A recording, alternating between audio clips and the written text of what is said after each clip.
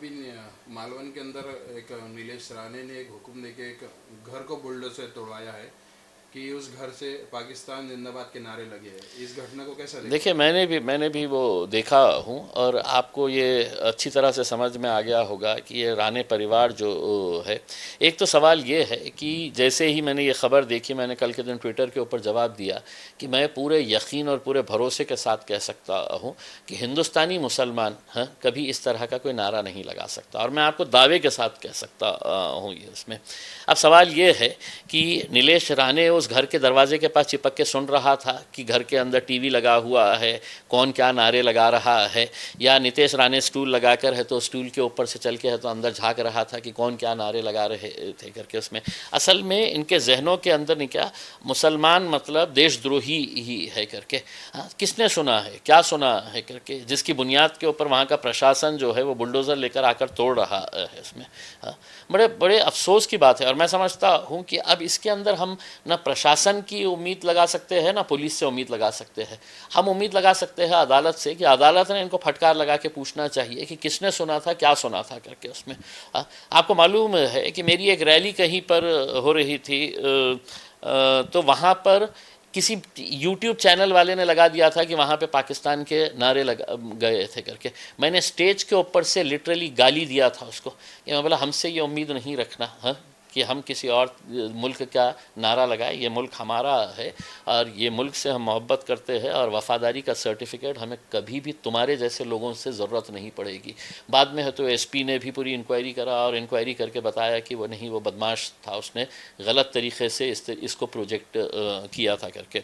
तो ये भी ये राणे परिवार हो सकता है कि उसकी दुकान के ऊपर नज़र लगी होंगी, उसकी ज़मीन के ऊपर नज़र थी होंगी उसके अंदर कि अपने को हड़पना है, कुछ ना कुछ तो भी बहाना ढूंढो और बुलडोज़र चला दो करके उसमें। और ये जो है ये कर सकते हैं, ये राणे परिवार जो है ना वो कर सकता है। हो सकता है उसको आगे चलकर कोई किराने की दुकान वहाँ पे डालना होगा, वहाँ पे बाप बेटों को बैठने के लिए, तो उसकी बुलडोज़र लेके आके गिरा दिए होगे उसमें। कुछ दिन पहले उन्होंने स्टेज से अपने सीधा धमकी दी कि जो बीजेपी में नहीं रहेगा, मेरे मतदार संघ में उसका कोई काम नहीं होगा, अगर आपको काम करवाना है तो बीजेपी में आना होगा। मैं यही तो कह रहा हूँ कि ये जो गुंडागर्दी आज जो शुरू हुई है, इसको गुंडागर्दी कहते हैं कि स्टेज के ऊपर खड़े रहकर एक मंत्री ये कह रहा है कि तुम हमारे साथ आओ नहीं तो हम तुम्हारे को नहीं देंगे करके उसमें। यहाँ पर भी हमारे पास भी एक मंत्री साहब ने बोल दिए है कि विपक्ष के किसी भी आमदार को 1 रुपया नहीं देना चाहिए। भाई साहब, आपके घर से दे रहे हैं आप? आपको पालक मंत्री बनाया गया है ज़िले का। आपके जेब से आप कोई पैसा नहीं दे रहे हैं, आपके जेब के पैसों का आपने महल बना लिए हैं, आपके जेब के पैसों का आपने तो करोड़ों रुपये तैयार कर लिए है उसमें। ये जनता का पैसा है और जनता का इक्वल डिस्ट्रीब्यूशन होना चाहिए करके। विपक्ष के आमदार को 1 रुपया भी नहीं देना करके ये कलेक्टर को है तो फरमान जारी किया गया है। तो क्या विपक्ष के कॉन्स्टिट्यूंसी के अंदर तुम्हारे कोई वोटर नहीं है? उनको अच्छी रास्ता नहीं मिलना चाहिए, उनको अच्छा पानी नहीं मिलना चाहिए, उनको अच्छा स्कूल कॉलेज नहीं मिलना चाहिए करके उसमें। तो ये जो मानसिकता डेवलप हो गई ना, इसको गुंडागिर्दी की राजनीति कहते हैं उसमें। अहमदनगर की भी एक घटना है। कल एक ग्राम पंचायत ने ठहराव लिया है कि गांव की यात्रा के अंदर मुसलमान व्यापारियों को हम आने नहीं देंगे। हाँ, मेरे हिसाब से उसका सही जवाब जो है वो महाकुंभ में जब आफत आई, महाकुंभ के अंदर लोगों की मौत की खबर आई, उससे पहले योगी आदित्यनाथ ने कहा था कि मुसलमानों ने महाकुंभ के अंदर आना नहीं चाहिए करके।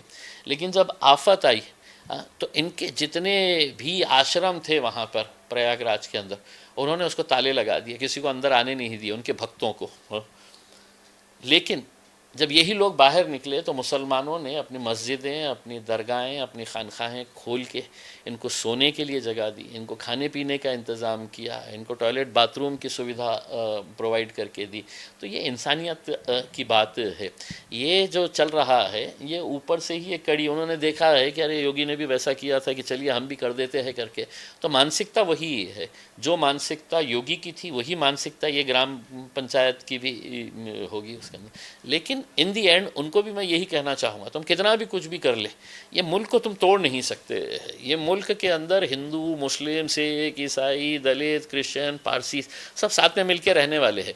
तुम्हारे जैसी घटिया मानसिकता के जो लोग हैं इस मुल्क के अंदर, और वो सभी समाज के अंदर मौजूद है, तुम्हारे अंदर है तो हमारे समाज के अंदर भी 1%, 2% ऐसे लोग मिलते हैं।